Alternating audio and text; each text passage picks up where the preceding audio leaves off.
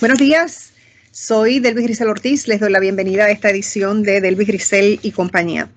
Comienza el mes de junio lleno de tensiones en todas partes. Para nosotros el primer día de Luma, a cargo de lo que fue nuestra Autoridad de Energía Eléctrica. Inicia la temporada de huracanes que está prevista para ser una muy activa.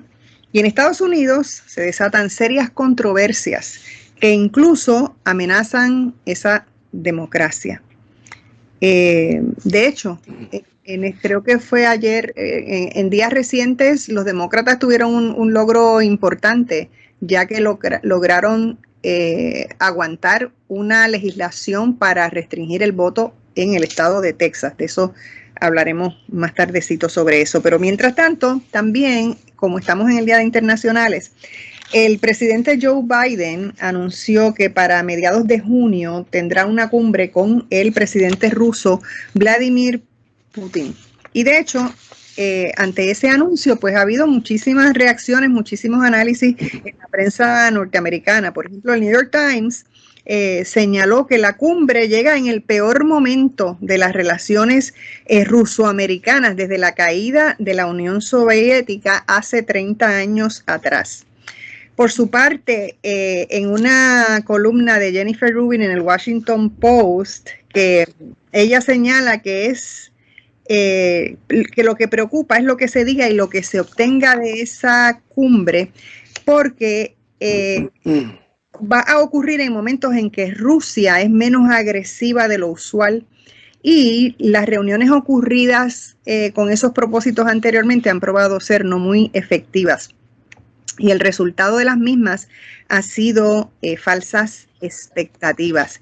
Y mientras tanto, la revista Foreign Affairs, en una visión más amplia de las relaciones internacionales, señala que Biden desea regresar a la nación a su rol tradicional de catalizador internacional, cooperativo e incondicional defensor de valores liberales en el extranjero, pero sin embargo esa visión enfrenta en este momento un escepticismo profundo en el pueblo americano. Y bueno, ahí estoy sirviendo la mesa para conversar con el profesor que nos visita desde Connecticut y a quien estoy muy agradecida de que esté aquí, el doctor Robert Venator. Buenos días, doctor Venator. Gracias, buenos días. Y también nuestro queridísimo amigo personal, entrañable y periodista Manolo Cos, otro incondicional de este programa. Manolo, gracias por siempre decir que sí. Claro, gracias a ti y saludos a Roberto. Bueno, ¿cómo lo ven ustedes? Vamos a ver, ya les serví la mesa ahí con unas visiones de lo que se discute en Estados Unidos sobre el tema en particular de esta cumbre que va a ocurrir, entiendo, el 16 de junio. Doctor, bueno, adelante. Gracias. Mira, mientras toda la vez estamos bien.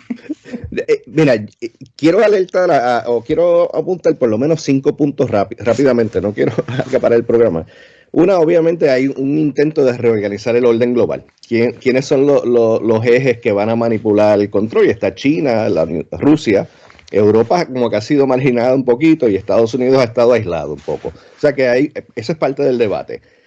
Hay un intento también para reintroducir a Europa dentro de ese frente para tratar de parar a Putin. Y eso está vinculado con la OTAN y la respuesta de la OTAN a la ocupación de Ucrania.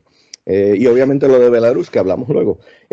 También Estados Unidos está bajo acoso, no solamente con las elecciones, pero ahora con la paralización de la tubería de gasolina en el sur, que se asume que fue un grupo ruso que le paralizaron, y han habido otros incidentes también que no han sido reportados.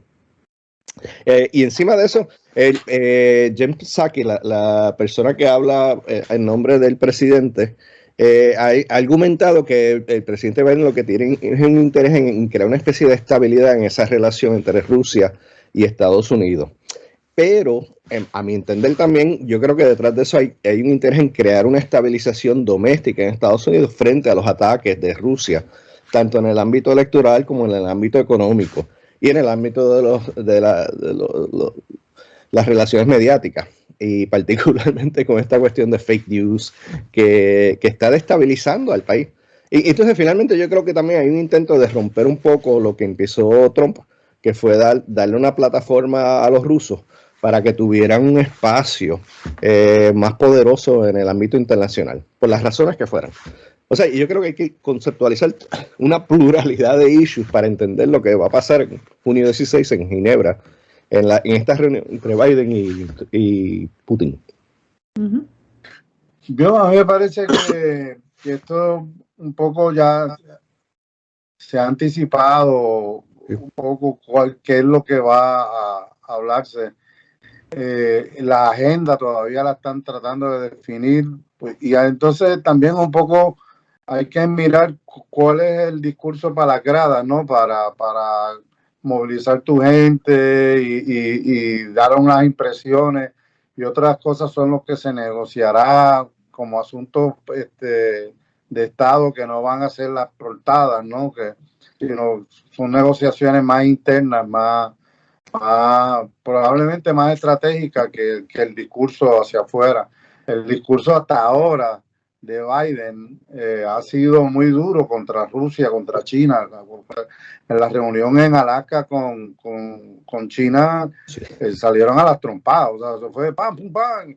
Y entonces parecía, pues, parecía como una pelea de boxeo, dice que los dos boxeadores salen corriendo, suena la campana y empiezan a tirarse puños, como que tú dices, pero espérate, no se van a hacer un poquito de estudio y de ponerle finés al asunto, ¿no? Fue una reunión muy dura, y en la primera entrevista sobre temas internacionales de Biden le dijo asesino.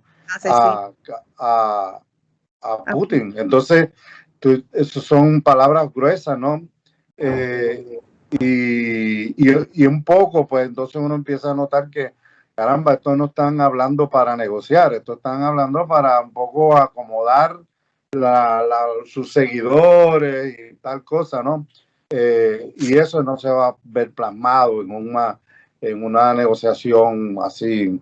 Yo creo que los temas más importantes, las administraciones, por lo menos, o sea, Biden no es un neófito, o sea, Biden fue 8 años vicepresidente de Obama, fue su principal embajador, prácticamente estuvo en las negociaciones más importantes del gobierno de Obama, lo de Cuba, lo de Colombia, estuvo negociando directamente con Rusia, China, con el conflicto en el Medio Oriente, o sea que es una persona que no va a depender tanto de sus asesores, sino que ya tiene una idea formada de lo que quiere desarrollar. Tiene una idea bastante clara de lo que y generalmente las administraciones demócratas, Obama, Jimmy Carter, el mismo todos los presidentes demócratas tienden a subrayar el asunto de los derechos humanos como un valor universal, y eso ya lo ha esgrimido Biden, ¿no? como una pieza importante de su plataforma, ¿no? Su política internacional. Yo creo que también se ha adelantado por parte de él, que quiere regresar a donde un poco lo sacó la administración de Trump, en el sentido de romper con el multilateralismo, o sea, y funcionar prácticamente aislado, negociar solo de país a país, obviar las instancias multilaterales como las Naciones Unidas, como la UNESCO, como otras instancias, ¿no? De que son plataformas de multilaterales. Eso Trump le dio no, o sea, Estados Unidos no se mete en esto. O sea, nadie compite con nosotros somos únicos, y como somos únicos negociamos uno contra uno. Hay que ver también cuál va a ser la actitud de Trump con relación a Europa. Trump apoyó Brexit.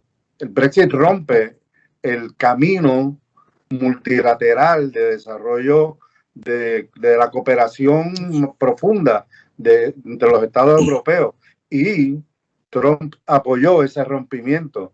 Hay que ver cuál es la aproximación de Biden.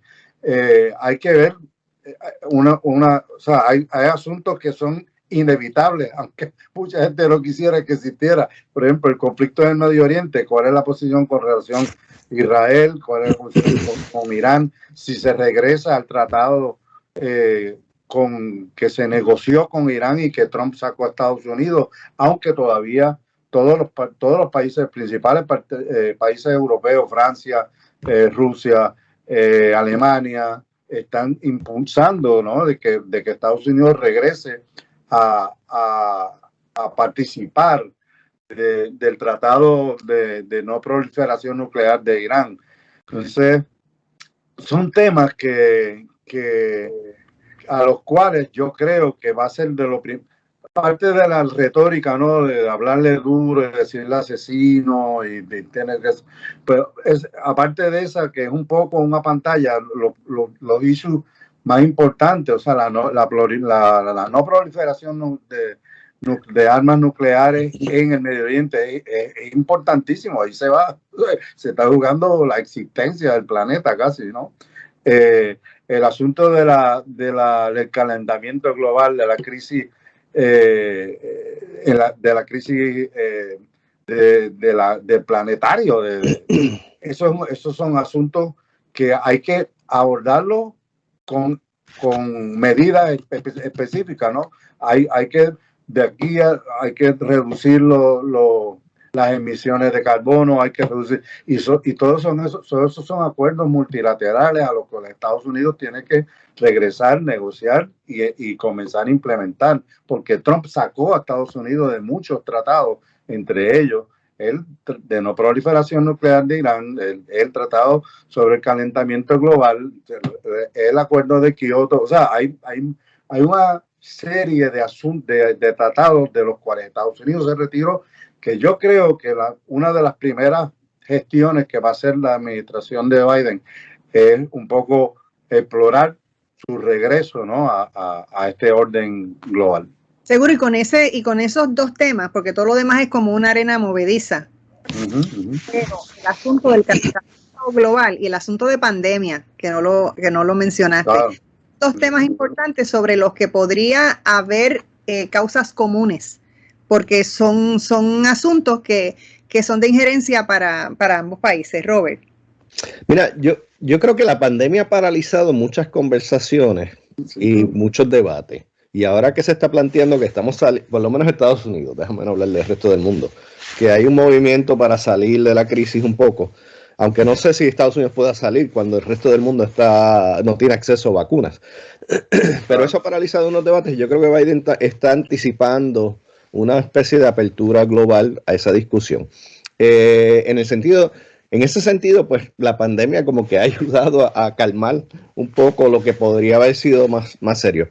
En tanto el problema de cambios climáticos y calentamiento global es importantísimo porque estamos viendo una movilidad de personas que ya no pueden sustentarse en diferentes países. Lo que pasa es que otra vez la pandemia ha aplacado esa habilidad de movimiento.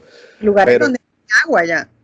Sí, no, o sea, yo estuve trabajando en un proyecto en República Dominicana donde se planteaba que en 20 años República Dominicana se podía quedar sin agua potable, porque por cada pulgada que sube el mar, a causa del calentamiento, se salinizan 100 metros dentro de la isla.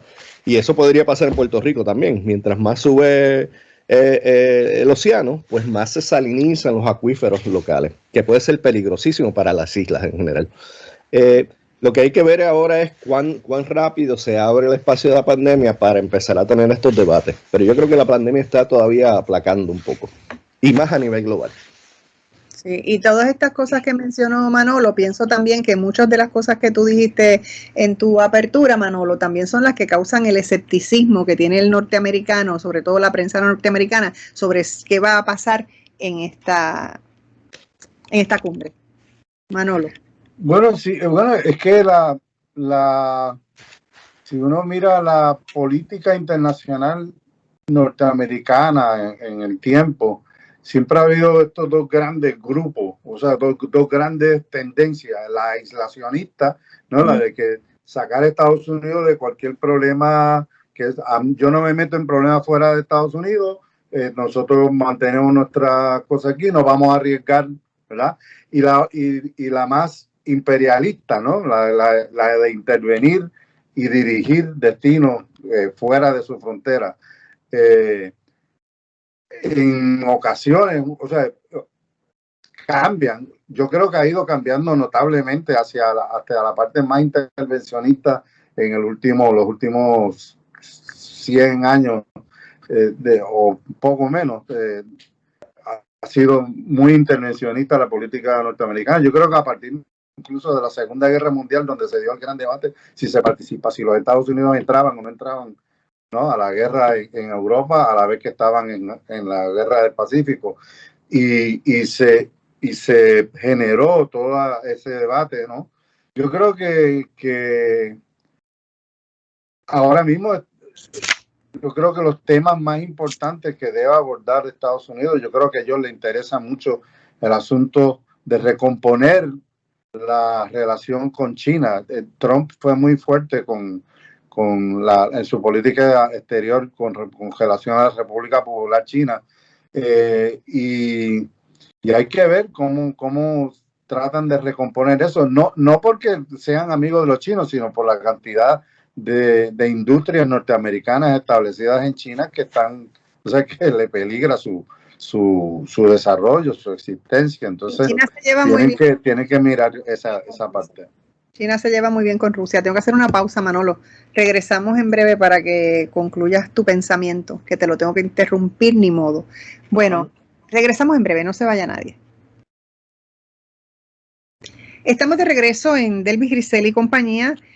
Manolo, concluye tu pensamiento para soltarle los topos aquí a nuestro amigo Venator. No, bueno, que yo creo que ahora en este periodo se van definiendo, ¿no? Y se van a ir abriendo. Si uno corre la cortina del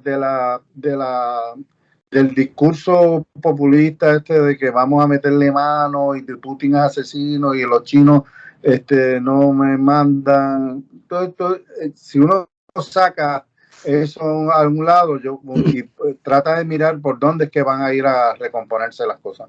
Y yo creo que de las primeras gestiones que va a hacer es cambio climático, o sea, los acuerdos de regreso a conversar y a integrarse al esfuerzo multilateral para guiar el enfrentamiento a la crisis climática. Y segundo, todo el asunto de la desnuclearización del Medio Oriente. Yo creo que es en interés de todos, porque están todos allí metidos. O sea, hasta hace poco las tropas norteamericanas y rusas estaban casi frente a frente en Siria. De manera que hay espacios que hay que empezar a echarle un poquito de agua fría. Yo creo que esa es la intención de Biden. Yo creo que la intención de él es un poco recomponer lo que rompió Trump, y darle curso a la política que venía desarrollando el Partido Demócrata desde los últimos 70 años, una cosa así.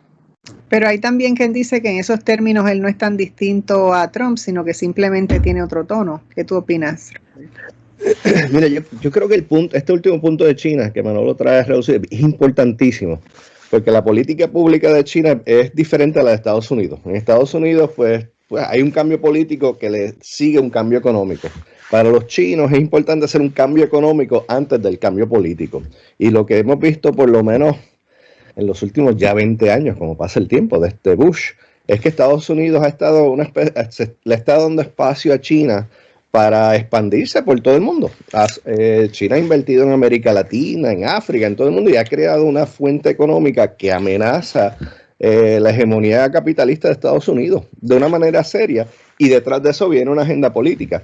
Y yo me he estado preguntando si este interés si Rusia lo que ha estado es como que haciendo espacio para que los chinos le den más peso, o sea, peleen un poco, le den un frente a Estados Unidos, y entonces Rusia aprovecharse de alguna coyuntura.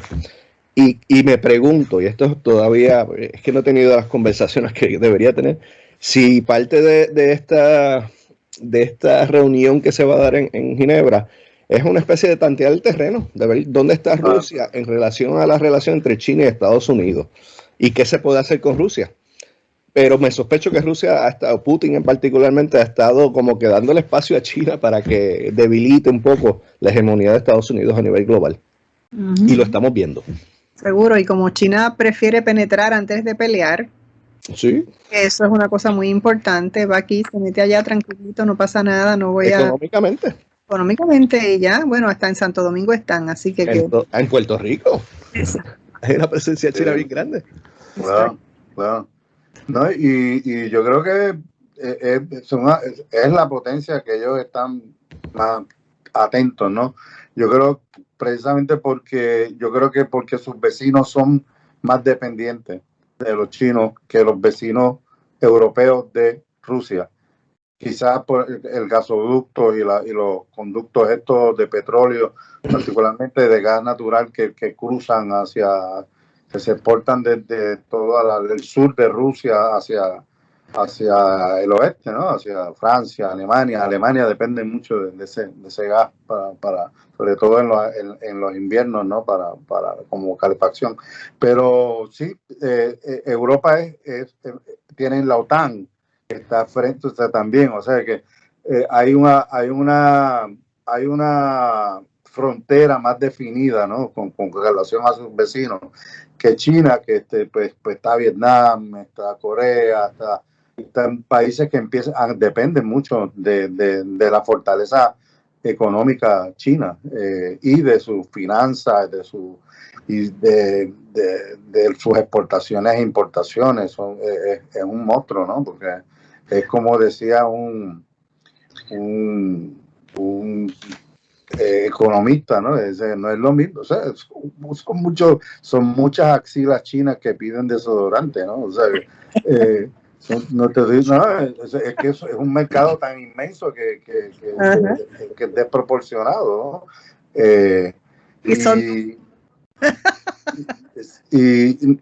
Y son muy fieles, ¿no? Tienen una política de la cual no se desvían mucho, ¿no? Hay sus debates en el Partido Comunista, pero más o menos, si uno lee con alguna frecuencia la prensa china, van más o menos, no se desvían mucho del curso de sus asuntos, incluyendo los espacios autónomos que ellos tienen, ¿no? Que ellos han desarrollado enclaves capitalistas dentro del Estado socialista. Son unos experimentos que de verdad que son interesantes mirarlos, ¿no? Y ver cómo se van desarrollando y ver cómo no hay una desviación muy grande entre los proyectos, ¿no? Con los planes quinquenales y todos estos asuntos y el desarrollo de enclaves capitalistas dentro, como Shanghái, como Cantón. Son espacios grandes, no son el espacio singularísimo que tiene Hong Kong, ¿no? Que está dentro de la República, pero sigue siendo prácticamente un estado independiente, más o menos. Es interesante cómo ellos han podido manejar esa diversidad tan enorme, ¿no? De un espacio tan grande y en un desarrollo bien rápido. Contrario, los rusos, por ejemplo, o sea, el Estado ruso es mucho más complicado de moverlo, por lo menos desde afuera. Uno lo que mira es que los procesos toman más tiempo, los proyectos económicos se van enredando, ¿no? Hay una clase capitalista muy fuerte y muy corrupta también. Entonces, los procesos son distintos. Y yo creo que en eso, tanto Estados Unidos tiene que recomponer también sus relaciones que se deterioraron con Alemania, por ejemplo. Cuando se descubre que Estados Unidos estaba interviniendo en el teléfono, las comunicaciones y las conversaciones a Angela Merkel, ¿tú sabes cómo es posible Y entonces, esas son relaciones que se deterioran, o sea, hay desconfianza, hay tensiones, ¿no? No, y sanciones que se han impuesto a causa las sanciones a Rusia son muy, muy fuertes, ¿no? También, o sea, y no todo el mundo, no todos los estados europeos coinciden, ¿no? Con todas las políticas, ¿no? Yo creo que estamos entrando también, Estados Unidos tiene que ver que se está entrando en un periodo de que Europa, también la política europea como tal, de la Unión Europea, está recomponiéndose de nuevo luego del Brexit, ¿no? Hay unas situaciones que van a alterar la composición incluso de la Unión Europea, ¿no? Sale Gran Bretaña, pero entonces Escocia está amenazando con permanecer dentro de Europa y salir del United Kingdom, del reino la Unión Británica. Por eso decía entonces, hay una serie de asuntos en los cuales tienen que empezar a remendarlo también. Seguro, ¿no? Y tal vez cambiar ciertas visiones. Robert.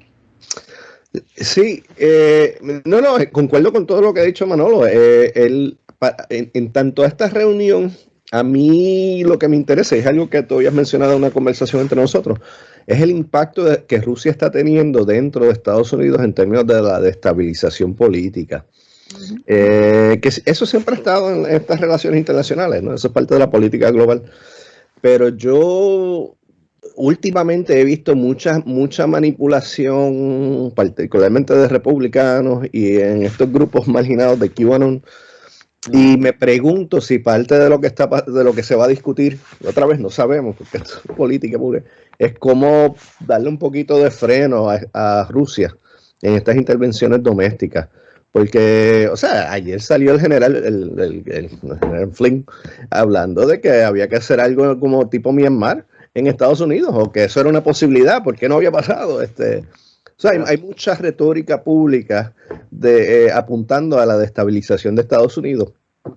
Y cuando lo unimos con estos sabotajes que se están dando domésticos, no solamente en el ámbito electoral, pero en el ámbito económico, pues es un poco preocupante, porque abre la puerta para grupos ideológicos de derecha a que destabilicen Estados Unidos. No sé si puedan acaparar a Estados Unidos, pero por lo menos destabilizar la situación en Estados Unidos, y eso es preocupante. Seguro, tengo que hacer una pausa, pero voy a regresar contigo, Robert, para que entonces entremos un poquito ya que has mencionado lo que está pasando dentro de Estados Unidos, vamos a hablar un poco sobre las cosas que están haciendo los republicanos en muchos estados y cómo se va abonando a lo que llamas esa desestabilización. Regresamos en breve, no se vaya nadie. Estamos de regreso en Delvis Grisel y compañía. Bueno, tendremos que esperar al día 16 para saber realmente lo que va a pasar en la cumbre entre Biden y Putin, pero creo que hemos hecho ahí un marco de las cosas que podrían ocurrir. Así que vamos, ya que tú lo trajiste, Robert, en el segmento anterior, hablemos un poco de la situación por la que atraviesa Estados Unidos, cómo están las cosas en el Congreso y lo que están haciendo los estados republicanos con el asunto de Roe versus Wade y el asunto de la restricción fuerte al voto, que es una cosa realmente preocupante y que de hecho pues amenaza fuertemente esa democracia. ¿Cómo lo ves tú, Robert? Ya que tú estás allí. Mira, ¿cómo vives eso? Mira, esto no es nuevo. Esta restricción del voto, por ejemplo, no es nuevo. Esto llevan años tratando de hacerlo. Lo que pasa es que ahora es al aire libre. Hay muchas cosas que están caminando por décadas, pero al aire libre, pues, que Trump les abrió la puerta, diría yo. Sí. No, pero ya habían empezado con estas restricciones al punto de que antes del 2016 los republicanos necesitaban menos votos para conseguir más representantes en la Cámara Baja por el proceso de redefinición de escaños, o lo que le dicen redistricting. O sea que parte de lo que pasa es que yo creo que nadie se esperaba un voto ausente o la habilidad del voto ausente causada por la pandemia, que movilizó millones de votos adicionales al plano público. Y entonces yo creo que los republicanos se asustaron con este cambio porque tienen miedo a que siga vigente el voto ausente y siga facilitando que más votantes participen en las elecciones. Y están buscando formas de amarrar un poco para aprovecharse de la redistribución de escaños que viene este año. Pues recuerda que el censo, se acaba de completar el censo y este año es que se viene a dar el proceso de redistribución de escaños políticos. O sea que esto está todo amarrado un poco a cuántos votos hay, cuántas sillas hay, qué está... Se redibuja el mapa. Cómo dibujar el mapa y cómo manipular el mapa para darle más poder aún a los republicanos a mantener más asientos con menos votos, por lo menos en la Cámara Baja. Perdón. Además, yo creo que hay una preocupación seria de que pues, hay una mayoría de personas que están molestas con el Partido Republicano y lo que vemos son intentos de destabilizar las elecciones poco a poco. Lo vimos con la comisión de enero 6, o sea, el intento del Senado, o la decisión del Senado de sabotear un movimiento partidista y la respuesta de Murkowski, que dice, mira, esto fue solamente para planificar las próximas elecciones, aquí no hay interés nacional. Y estamos viendo cómo los estados republicanos están abriendo espacio para, vamos a decir, destabilizar a los demócratas en cierta medida. O sea que yo veo esto como algo partidista. También este acercamiento aprovecha para amarrar a esta derecha extrema y traerlos, que fue lo que hizo Trump. Trump movilizó una derecha que generalmente no participaba en las elecciones y eso pues, aumenta las gradas republicanas. Y moviéndome en el caso de Roe versus Wade, esto viene desde hace años, pero lo que estamos viendo ahora es que hay una Corte Suprema más amigable a restringir Roe versus Wade. Yo no creo que vayan a eliminar a Roe versus Wade porque las implicaciones van más allá del aborto. O sea, hay implicaciones en el ámbito de derechos civiles, privacidad, etcétera. Y eso implicaría una redefinición de las leyes, de los derechos civiles más amplias. Pero sí van a restringirlo a tal modo que se le va a hacer bien difícil a muchas mujeres tener esa opción. Y yo creo que eso es peligroso porque estamos hablando de más restricciones disciplinarias, no totales, pero totalizantes. No, y yo creo que mucho del problema que veo yo es que mientras estos estados republicanos empiezan abiertamente a hacer estos cambios tan fuertes, hay una serie de ideales de la nación que se van al zafacón, se van ahí por el chorro, y entonces son como estos países, unos paisitos aquí y otros allá, pero lo que tú piensas como Estados Unidos de América, donde hay unas visiones fuertes, grandes, amplias, pues eso se va desdibujando lentamente, poco a poco y cada vez más abiertamente. Porque ese es el problema. Por ejemplo, nosotros aquí en Puerto Rico nos robaban calladitos por debajo de la mesa, pero hoy día no, hoy día nos roban de frente sin ningún problema y nos dicen, mira, te voy a robar ahora. Entonces un poco son las cosas que se van desdibujando las líneas y se va convirtiendo en una cosa que de momento la nación no se sabe lo que es. Déjame responderte, perdóname, Manolo. No, sigue, claro. Mira, yo creo que lo que estamos viendo es más transparencia ahora. Yo soy partidario de que la Constitución de Estados Unidos es una constitución por definición antidemocrática. O sea, exacto. En Estados Unidos uno no puede elegir al presidente. El presidente es seleccionado por un colegio electoral. Exacto. El Senado está, como dicen en Estados Unidos, mala portion. O sea, 600,000 personas en Wyoming tienen el mismo poder que 52 millones en California. Eso no es democracia. En la redistribución de escaños, los inmigrantes que no pueden votar son contados como parte de los habitantes de los territorios, dándole más poder a los estados que tienen más inmigrantes que no pueden votar. Y por ahí puedo seguir. El caso de los territorios, los ciudadanos son ciudadanos estadounidenses que no pueden participar en un proceso político, no por su ciudadanía, sino por el estatus del territorio. O sea, que tenemos una constitución antidemocrática y ha habido históricamente una posición liberal de tratar de reinterpretar las cláusulas antidemocráticas de una manera más democrática. No democrática, pero más. Y ahí, por ejemplo, vemos a Elizabeth Warren diciendo, mira, podemos reinterpretar esta cláusula de esta manera y darle derechos. Pero la Constitución como tal es una Constitución antidemocrática, que depende de algo que se llama noblesse oblige. Los que escribieron la Constitución pensaban que las élites podían asumir un sentido de responsabilidad noble y guiar la nación sin tratar de hacer dinero. Yo creo que eso era ideológico, pero esa era la visión.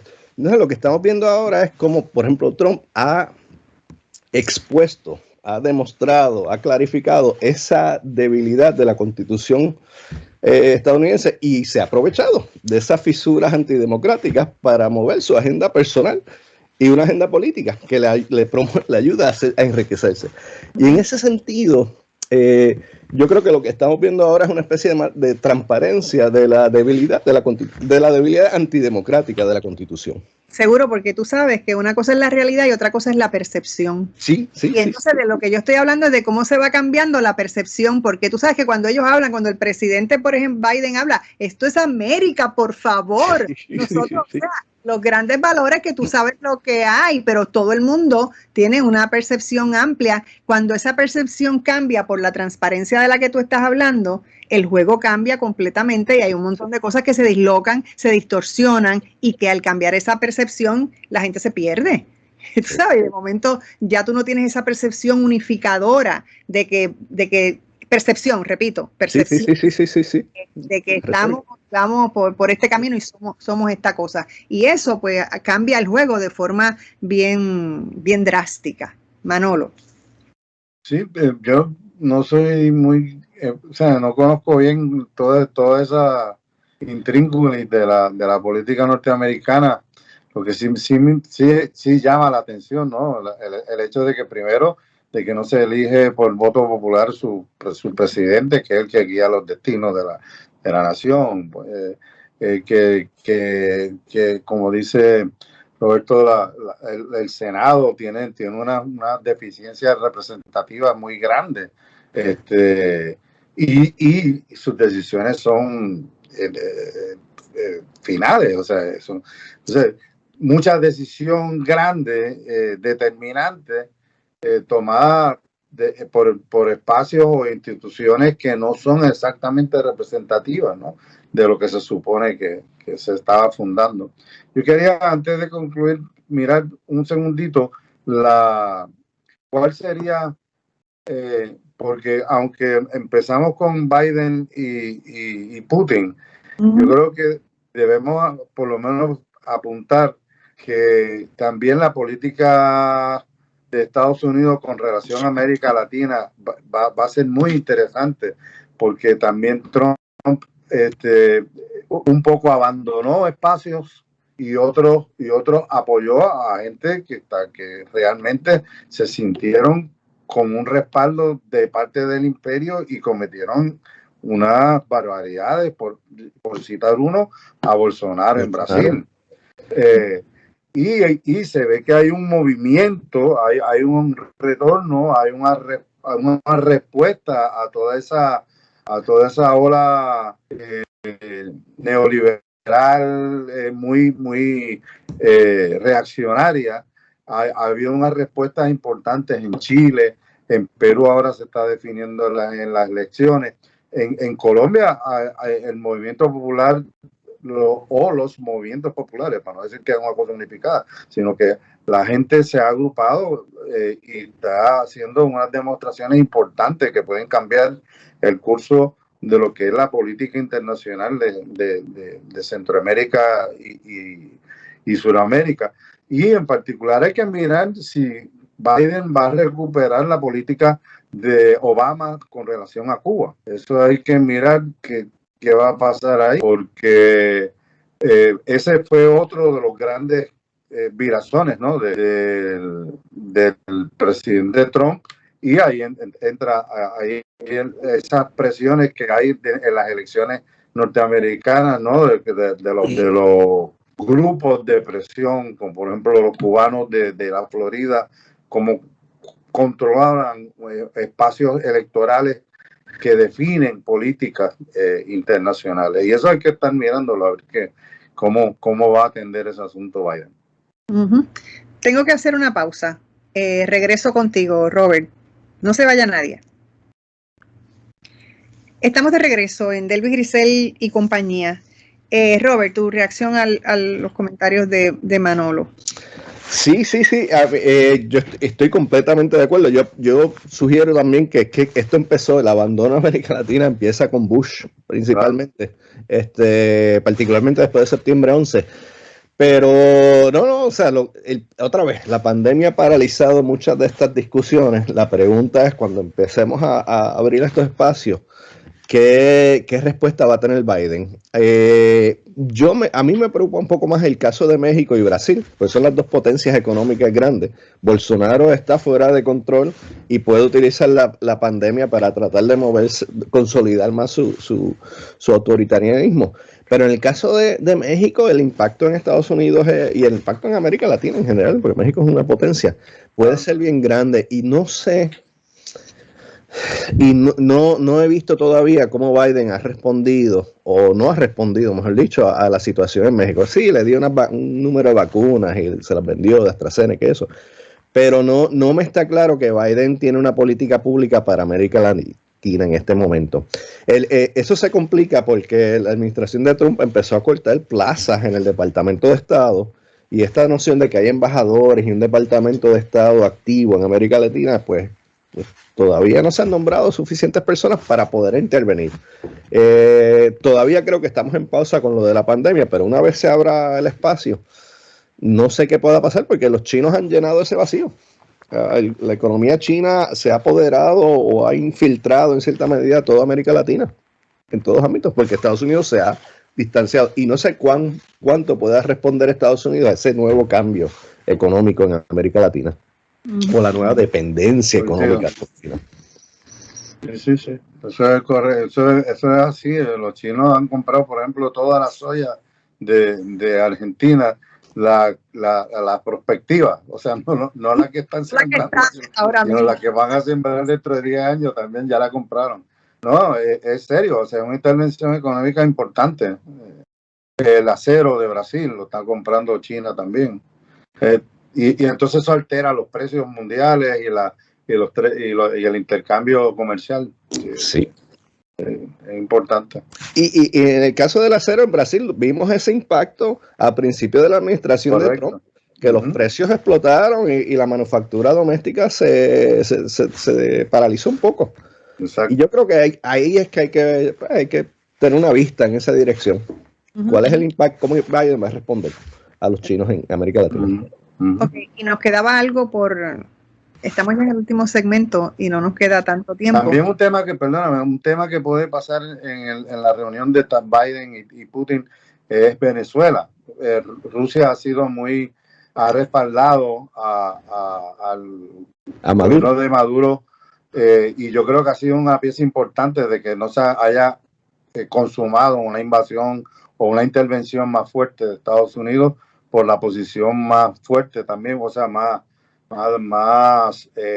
sólida de parte de Rusia, de que no iba a participar, ni iba a auspiciar, ni iba a condonar una invasión militar en Venezuela.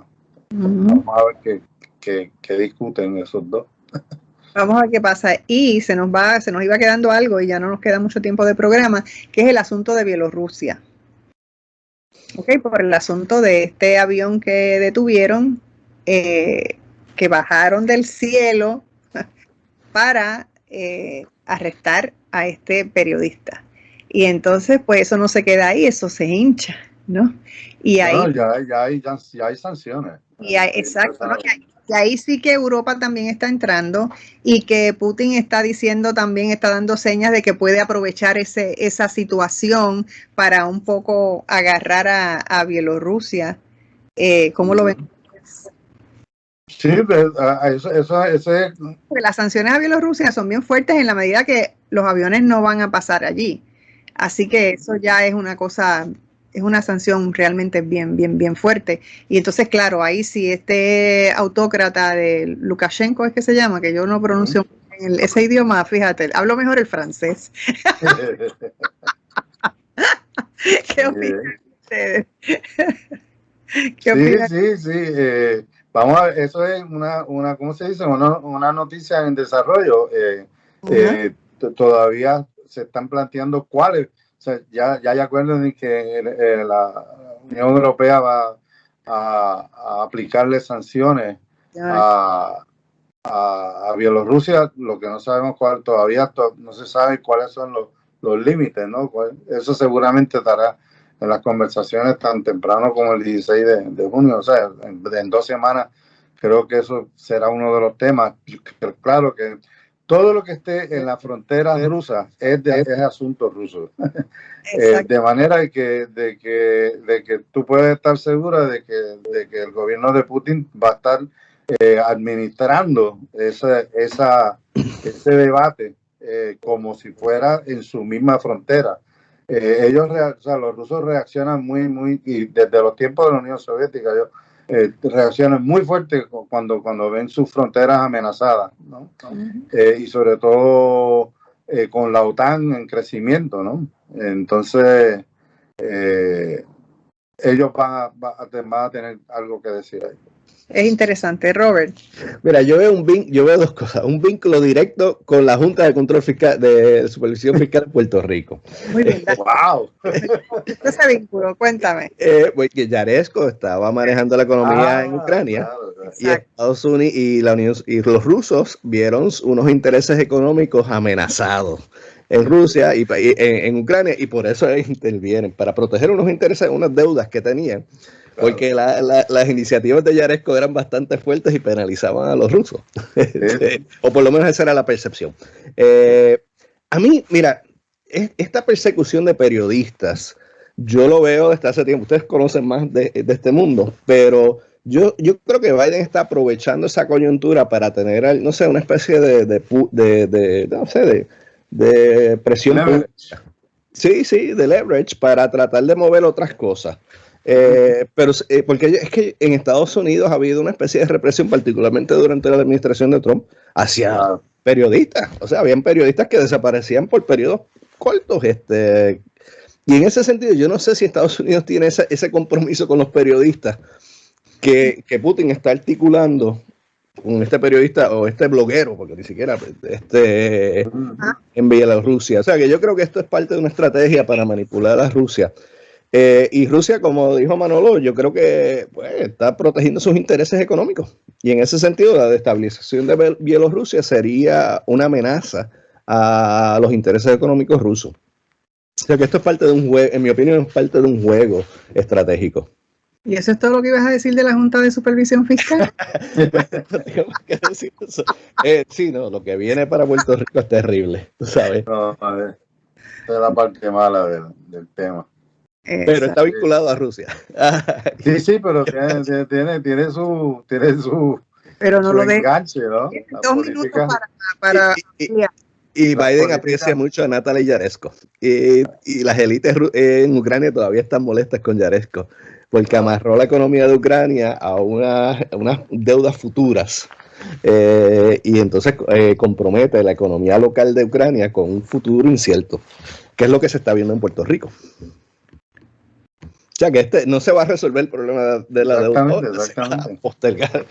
Por lo menos esas son las políticas públicas que estamos viendo destacar. Lo vamos viendo, que se sigue postergando y no se resuelve nada. Eso.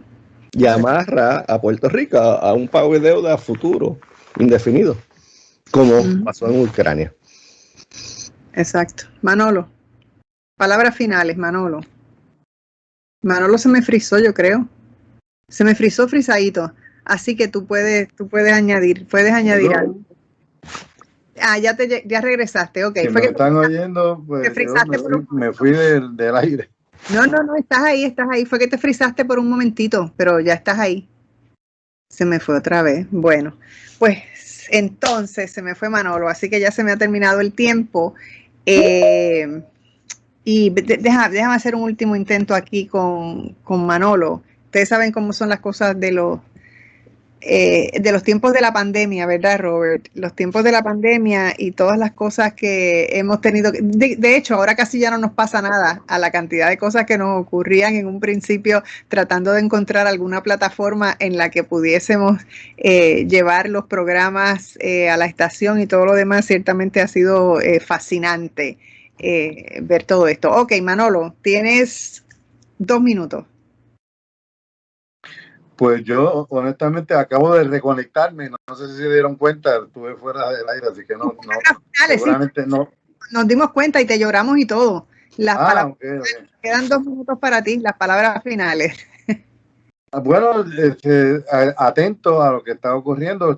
De nuevo, son asuntos que están en desarrollo, que muchos de ellos nos van a tocar directamente. El asunto del calentamiento global, la crisis climática es un asunto de todos, de todo el planeta. O sea, no es un asunto solamente de las grandes potencias, sino de cada uno de la gente que vivimos en el planeta. Yo creo que se está decidiendo asuntos importantes de nuestra vecindad, como son las relaciones con Venezuela, con Cuba. Me parece que algo va a salir de la nueva administración norteamericana, cuál va a ser su posición con relación a los procesos que están ocurriendo a nuestro alrededor en América Latina. Y el asunto de la desnuclearización del Oriente Medio, porque es un asunto que también afecta a todo el mundo. O sea, son canales importantes de transporte de energía que todavía usamos, el petróleo, y es por ahí donde, o sea, una interrupción de cualquier forma o desestabilización de esas regiones nos afectan a todos, de manera que hay que mirar si realmente Biden va a ser la continuidad de la política exterior que él era protagonista como fue vicepresidente de Barack Obama, o si va a responder de otra manera a los nuevos retos que está enfrentando, como hemos hablado en el programa, ¿no? China no es la misma potencia de hace 5 años o hace 10 años cuando fue vicepresidente. Se va a enfrentar a nuevas situaciones, y hay que mirar de qué manera la va a asumir la política exterior americana. Pues muy bien, pues muchísimas gracias a ambos por haber estado conmigo en la mañana de hoy. Un abrazo fuerte, gracias por siempre estar. Y a ustedes, amigos, muchísimas gracias por escucharnos. Que tengan un día maravilloso y sobre todo lleno de mucha paz. Como decía Walter.